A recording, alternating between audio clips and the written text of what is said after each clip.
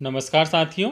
तो आज के इस वीडियो में मैं आपको बताने वाला हूं कि समग्र पोर्टल पर कोई भी आम नागरिक किस प्रकार से अपने परिवार का पंजीयन कर सकता है व साथ ही अपने परिवार में किसी नए सदस्य का पंजीयन भी कर सकता है। इस संबंध में मैं पूर्व में वीडियो बना चुका हूं, परंतु समग्र पोर्टल पर अपडेट होते रहते हैं। तो अब आज की इस वीडियो में मैं नए अपडेट के साथ ही आप लोगों को परिवार में नए सदस्य को जोड़ने की पूरी प्रोसेस स्टेप बाय स्टेप बताने वाला हूं। तो चलिए मैं आपको यहां पर बता रहा हूं कि समग्र पोर्टल में ओपन कर चुका हूं।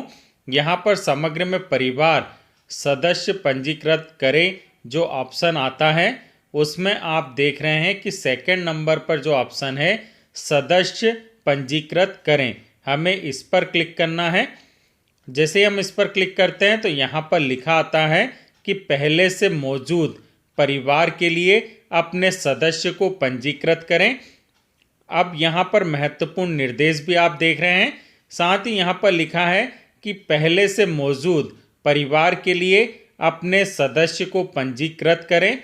यहाँ पर आपको मोबाइल नंबर से परिवार आईडी जाने के तहत यहाँ पर आपको आपका मोबाइल नंबर दर्ज करना है, कैप्चा कोड दर्ज करना है, फिर ओटीपी जनरेट पर क्लिक करना है। तो चलिए मैं मोबाइल नंबर यहाँ पर दर्ज कर दिया है, उसके बाद कैप्चा कोड भी दर्ज कर दिया है। अब मैं ओटीपी जनरेट करे पर क्लिक करता हूँ। तो अब मैसेज आ चुका है कि आपके द्वारा दर्ज किए गए मोबाइल नंबर पर ओटीपी भेज दिया गया है। यदि आपका मोबाइल नंबर रजिस्टर्ड नहीं है तो आप ग्राम पंचायत व वार्ड कार्यालय में जाकर मोबाइल नंबर रजिस्टर्ड करा सकते हैं। अब यहाँ पर मोबाइल पर जो ओटीपी आया वह हमें यहाँ पर दर्ज करना है, फिर ओटीपी सत्यापित करे पर हमें क्लिक करना है।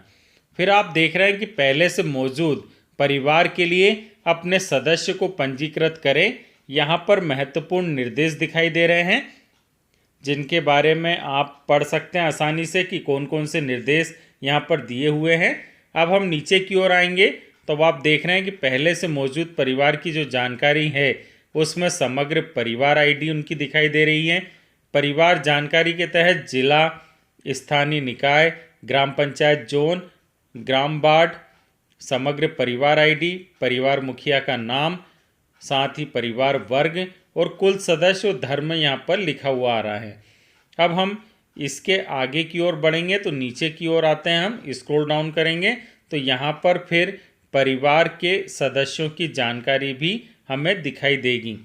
चूँकि यह परिवार वर्ग जनरल का है तो जनरल के एक परिवार में एक सदस्य को मैं यहाँ जोड़ने की पूरी प्रोसेस नए अपडेट के साथ बता रहा हूँ जो समग्र पोर्टल पर हुआ है। अब आप देख रहे हैं कि परिवार के सदस्यों की जानकारी के तहत उनका क्रमांक, समग्र सदस्य आईडी, सदस्य का नाम, उम्र और लिंग दिखाई देता है। अब यहाँ पर लिखा है कि परिवार के सदस्यों को जोड़ें। यहाँ पर सदस्य जोड़े 5 वर्ष तक आधार के बिना अपने परिवार में सदस्य जोड़े तो हम इस ऑप्शन का उपयोग करेंगे, आधार के बिना। और सदस्य जोड़े आधार के साथ यदि आधार कार्ड है तो मैं यहाँ पर जो सदस्य जोड़ रहा हूँ वह 5 वर्ष तक हैं और आधार के बिना हैं। तो चलिए मैं क्लिक कर देता हूँ। अब यहाँ पर आप देख रहे हैं कि मौजूदा परिवार में नया सदस्य जोड़े, यहाँ पर महत्वपूर्ण निर्देश हैं। अब आप यहाँ पर देख रहे हैं कि व्यक्तिगत जानकारी के तहत प्रथम नाम अंग्रेजी में, मध्य नाम अंग्रेजी में, अंतिम नाम अंग्रेजी में, प्रथम नाम हमें हिंदी में भी लिखना है, मध्य नाम हिंदी में और अंतिम नाम हिंदी में लिखना है। साथ ही यहाँ पर जन्म तिथि दर्ज करना है और आयु जो वर्ष में है वह ऑटोमेटिक जन्म तिथि दर्ज करने के बाद यहाँ पर दर्ज हो जाती हैं। फिर क्या आपके पास पिता की समग्र आईडी है वह सेलेक्ट करना है, क्या आपके पास माता की समग्र आईडी है, लिंग, मुखिया के साथ रिश्ता और मोबाइल नंबर। तो चलिए एक एक कर मैं सारी जानकारी यहाँ पर आपको दर्ज कर बताता हूँ। तो सबसे पहले हम उनका प्रथम नाम यहाँ पर दर्ज करते हैं। मैं यहाँ पर उनका प्रथम नाम दर्ज कर रहा हूँ अंग्रेजी में।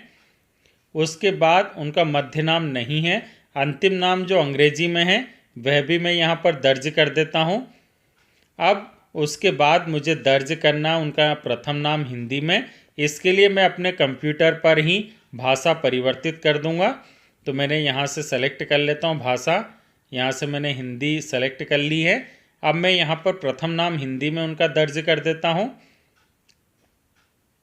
उसके बाद मध्य नाम उनका नहीं है, अंतिम नाम भी मैं यहाँ पर हिंदी में दर्ज कर देता हूँ। अब यहाँ पर लिखा है जन्म तिथि, तो जो उनके जन्म प्रमाण पत्र में जन्म तिथि लिखी हुई है वह मैं यहाँ पर दर्ज कर रहा हूँ। जिसे मैंने उनकी यहाँ पर जन्म तिथि दर्ज करी तो अब आप देखेंगे कि आयु जो वर्ष में है वह ऑटोमेटिक ले लिया जाएगा। तो जैसे मैंने बाहर क्लिक किया तो अब आप देख रहे हैं उनकी आयु 0 बता रहा है, क्योंकि उनका जन्म 1 जुलाई 2023 में ही हुआ है।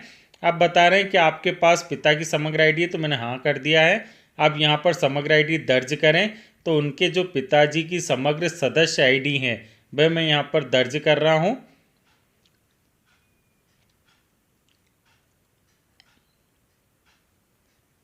यहाँ पर मैंने वह समग्र सदस्य आईडी दर्ज कर दी है उनके पिताजी की। उसके बाद हमें समग्र विवरण प्राप्त करें इस ऑप्शन पर जाकर क्लिक करना है। तो चलिए मैं इस पर क्लिक कर देता हूँ। जैसे मैंने इस पर क्लिक किया तो अब आप देख रहे हैं कि Samagra ID, father name English, date of birth और जेंडर, ये सारी जानकारी उनके पिताजी की यहाँ पर दिखाई दे रही हैं। अब हम इसी तरीके से नीचे की ओर आएंगे और यह जानकारी देखने के बाद अब हम आगे की ओर बढ़ेंगे। तो अब आपको यहाँ पर जो दूसरा ऑप्शन दिखाई देगा नीचे की ओर, जिसमें लिखा हुआ है कि क्या आपके पास माता की समग्र आईडी है, तो चलिए हम वह जानकारी भी दर्ज करते हैं यहाँ पर। चलिए यहाँ से मैंने सेलेक्ट कर लेता हूँ, तो हाँ यस पर मैंने क्लिक किया है। फिर समग्र सदस्य आईडी दर्ज करें, तो उनकी माता की जो समग्र सदस्य आईडी है वह यहाँ पर दर्ज कर देते हैं। चलिए मैं टाइप कर देता हूँ। यहाँ पर उनकी समग्र सदस्य आईडी दर्ज करने के बाद फिर हमें सदस्य समग्र विवरण प्राप्त करें पर क्लिक करना है। ये जानकारी उनकी मैंने दर्ज कर दी है। अब यहाँ पर जैसे ही मैंने क्लिक किया तो अब उनकी माता की जानकारी यहाँ पर दिखाई दे रही है, जिसमें Samagra ID, father name, date of birth और जेंडर, इस प्रकार की जानकारी यहाँ पर लिखी हुई आती हैं। यहाँ पर मदर नेम आना था, फादर नेम लिखा हुआ, उससे कोई दिक्कत नहीं है। माँ की जानकारी यहाँ पर आ जाती है। उसके बाद फिर हमें सेलेक्ट करना है लिंग, तो चलिए हम उसे भी सेलेक्ट कर लेते हैं। तो यहाँ पर हम लिंग वाले ऑप्शन पर जाकर सेलेक्ट पर क्लिक करेंगे। तो यहाँ पर वह महिला है, तो महिला पर क्लिक कर दिया हमने। उसके बाद लिखा है कि मुखिया के साथ रिश्ता, तो चलिए मुखिया के साथ जो रिश्ता है वह भी हम देख लेते हैं। मुखिया के साथ रिश्ता, वह उनकी पुत्री हैं। फिर यहाँ पर हमें मोबाइल नंबर दर्ज करना है, तो चलिए मैं मोबाइल नंबर दर्ज कर देता हूँ। लिखा है कि क्या आपके पास डिजिटल जाति प्रमाण पत्र उपलब्ध है। चूँकि ये सामान्य जाति के हैं इसलिए इन्हें जाति प्रमाण पत्र की आवश्यकता नहीं होती है, इसलिए नो पर है। पता जो है मैं यहाँ पर टाइप कर देता हूँ। मैंने यहाँ पर पता भी टाइप कर दिया है। अब बता रहे हैं कि जन्म प्रमाण दस्तावेज़, यहाँ पर आधार कार्ड या बर्थ सर्टिफिकेट है। चूँकि उनका जन्म प्रमाण पत्र के अनुसार हम समग्र सदस्य आईडी बना रहे हैं, इसलिए जन्म प्रमाण पत्र क्रमांक दर्ज करेंगे। यहाँ पर जो जन्म प्रमाण पत्र हमें दर्ज करना होता है वह आप लोग जानते हैं कि कुछ जन्म प्रमाण पत्र बड़ा होता है, उसमें से जो शुरू के कुछ अंक हमें छोड़ना होता है। उसके बाद से हमें यहाँ पर लिखना है, जैसे कि जहाँ इकट्ठे 5 अंक हैं और डैश लगा के बाकी के जो अंक अंतिम के अंक हैं पूरे डैश के बाद के सारे नंबर वह हम यहाँ पर दर्ज करेंगे। उसके बाद फिर हमें यहाँ फाइल सेलेक्ट करनी होती है कि और दस्तावेज़ का जो साइज़ है वह 100 KB के बराबर होना चाहिए, कम या बराबर होना चाहिए, एवं जो प्रकार है वह JPEG या PDF होना चाहिए। तो चलिए मैं ब्राउज़ कर लेता हूँ दस्तावेज़ को भी। यहाँ पर मैंने इस पर क्लिक कर दिया, तो यहाँ से जहाँ मैंने सेव किया था वहाँ से मुझे ये जानकारी मिल जाएगी, तो मैं उससे ब्राउज़ करके यहाँ पर सेव कर लेता हूँ। भी मैंने ब्राउज़ कर लिया है।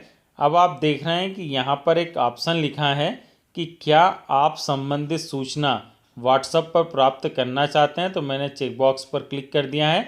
जो सेकंड पॉइंट है कि मैं स्व प्रमाणित करते हुए घोषणा करता या करती हूँ कि मेरे द्वारा दिए गए विवरण एवं मेरी जानकारी सत्य एवं शुद्ध है।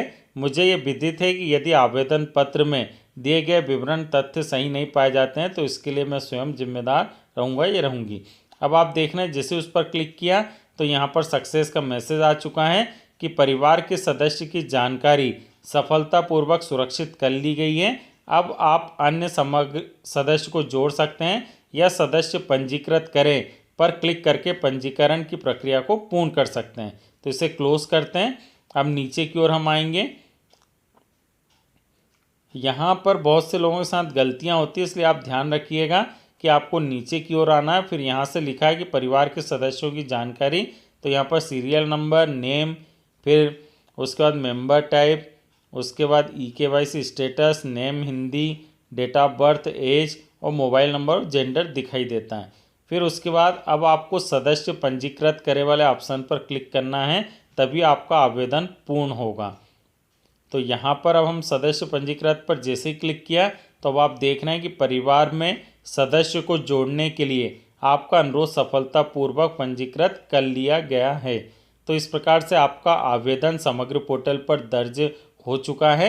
अब हम बात करेंगे कि किस प्रकार से ये समग्र सदस्य आईडी जो आपने जोड़ने के लिए आवेदन किया है परिवार आईडी में, तो उसे ग्राम पंचायत या वार्ड कार्यालय के अधिकारी कर्मचारी किस प्रकार से अनुशंसा करेंगे और अनुशंसा करने के बाद फिर वह स्थानीय स्तर पर जनपद या नगर निगम या जोन स्तर पर जाएगी और वहां से अप्रूव होने के बाद फिर आपकी समग्र परिवार आईडी में यह सदस्य आईडी जुड़ जाएगी। तो चलिए मैं यहाँ पर अनुशंसा कर भी आपको बता देता हूँ। इसके लिए मैंने SPR पोर्टल ओपन कर लिया है। यहाँ पर ग्राम पंचायत के सचिव, सहायक सचिव व वार्ड कार्यालय के अधिकारी कर्मचारी ही लॉगिन हो सकते हैं। तो मैं यहाँ पर यूज़र नेम व पासवर्ड व कैप्चा कोड दर्ज कर लॉगिन हो जाता हूँ। यहाँ पर लॉगिन होने के बाद होम पेज आ चुका है। अब यहाँ पर जो मीनू बार है उस पर मैं क्लिक करूँगा। यहाँ पर क्लिक करने के बाद फिर नीचे की ओर हम आएंगे तो अब आप देख रहे हैं कि यहाँ पर एक ऑप्शन मिलता है परिवार सदस्य प्रोफाइल अपडेशन। हमें इस पर क्लिक करना है, परिवार सदस्य प्रोफाइल अपडेशन पर। जैसे ही हम इस पर क्लिक करेंगे तो आप देख रहे हैं कि एक पॉइंट लिखा है कि नागरिकों से प्राप्त अनुरोध स्वीकृत करें। तो यहाँ पर इस ऑप्शन पर हमें क्लिक करना है। अब हम इसमें नीचे की ओर आएंगे तो आप देख रहे हैं कि सदस्य की नामांकन आईडी की अनुशंसा करें, तो हमें इस पर क्लिक करना है।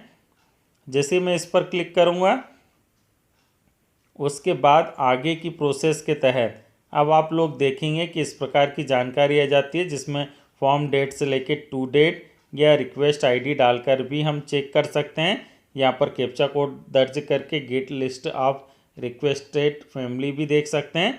और यदि नहीं भी है तो जितनी भी ग्राम पंचायत या वार्ड कार्यालय पर नए आवेदन आए हैं उनकी सूची नीचे दिखाई देती है, जिसमें serial number, request ID, family ID, head name, head mobile number, house address और अन्य जानकारी दिखाई दे रही, जैसे नेम में डेट ऑफ बर्थ है, एज है, जेंडर है, मैरिटल स्टेटस है और इस प्रकार की जो जानकारी दिखाई देती है। उसके बाद अब आप देख रहे हैं लास्ट में लिखा है एक्शन।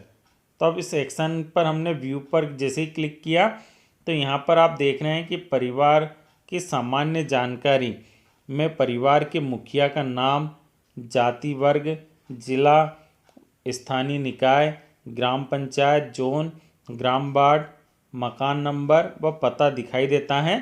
फिर समग्र में पंजीकृत सदस्यों की सूची के तहत क्रमांक, सदस्य आईडी, नाम, जन्म दिनांक, लिंग और मोबाइल नंबर यहाँ पर दिखाई देता है उनका। फिर नए जोड़ने तो सदस्य की जानकारी नीचे की ओर होती है। तो चलिए मैं नीचे की ओर स्क्रॉल डाउन होता हूँ। यहाँ पर अब आप देख रहे हैं कि क्रमांक है, फ़ोटो, चूँकि आधार से EKYC नहीं की हमने, अभी उनका आधार नहीं बना इसलिए यहाँ फ़ोटो नहीं दिखाई देगी। फिर उसके बाद रिक्वेस्ट आईडी दिखाई देती है, नाम है, जन्म दिनांक, लिंग, मोबाइल नंबर, आधार नंबर। उसके बाद जो अपलोड डॉक्यूमेंट है वह व्यू पर जाकर हम देख सकते हैं। यहाँ पर फिर हमें कैप्चा कोड दर्ज करना होता है। फिर recommend member request for approval और रिजेक्ट दोनों आता है, तो मैंने यहाँ से अप्रूवल पर क्लिक कर दिया है। अब इसके बाद मैसेज आ चुका है कि recommended approval request send to zone Janpad Panchayat local body successfully.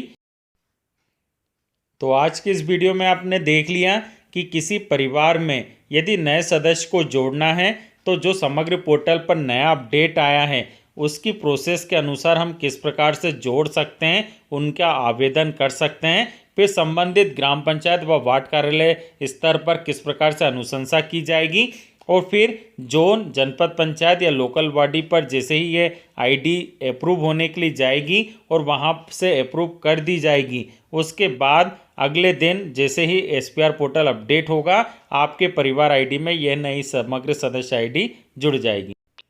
इसी प्रकार के और वीडियो देखने के लिए आप चैनल पर बने रहिएगा, चैनल को सब्सक्राइब जरूर कीजिएगा। आप सभी का बहुत बहुत धन्यवाद।